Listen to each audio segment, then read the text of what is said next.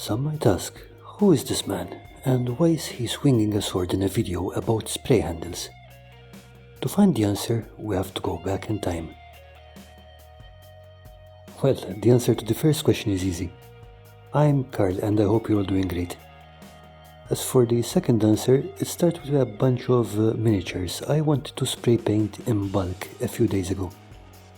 I rigged up a ghetto spray handle, and while that works fine for one-offs, it's a bit much to have to set up every time if I want to paint more frequently.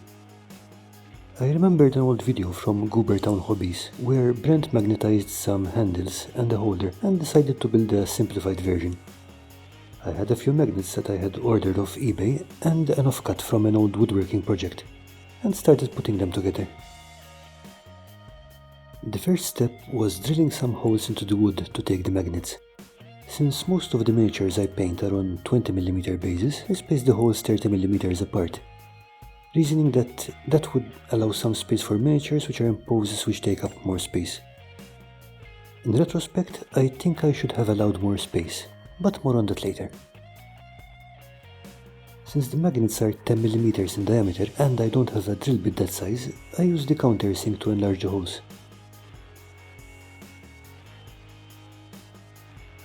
Here I realized that the magnets were a lot stronger than I had expected, and they started to interfere with each other. These magnets are really a lot stronger than I expected. To work around them, I tried to work in 2 passes, and only epoxied every other magnet on the first pass.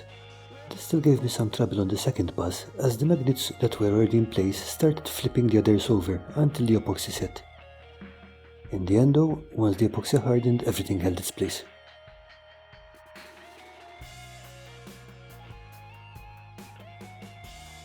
To give the magnets something to grab onto, I added screws into the bottom of the corks I use as handles.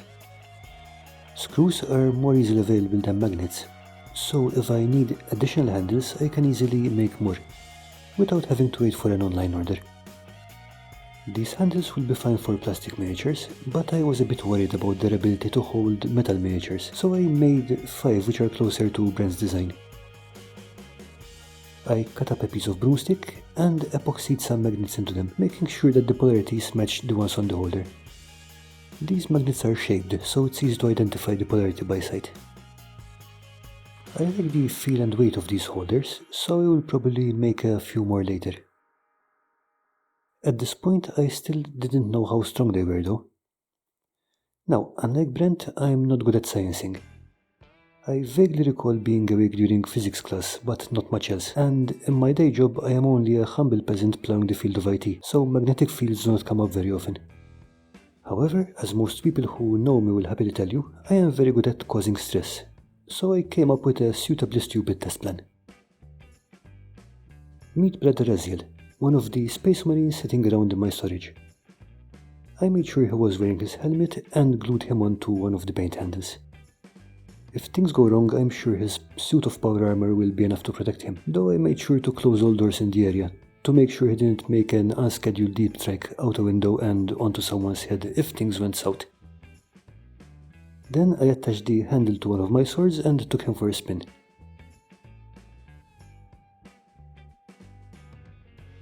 I started slowly at first, and then started accelerating as I went along. The magnet is definitely not powerful enough to hold on at anywhere near combat speed, but I am probably not going to be doing any spray handle foo, so surviving the lower speed was more than enough.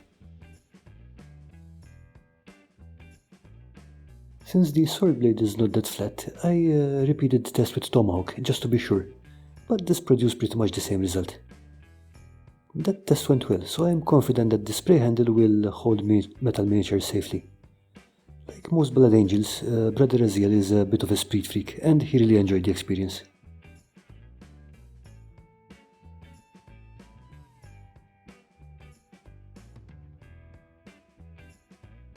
So there you have it, magnetic spray and painting handles.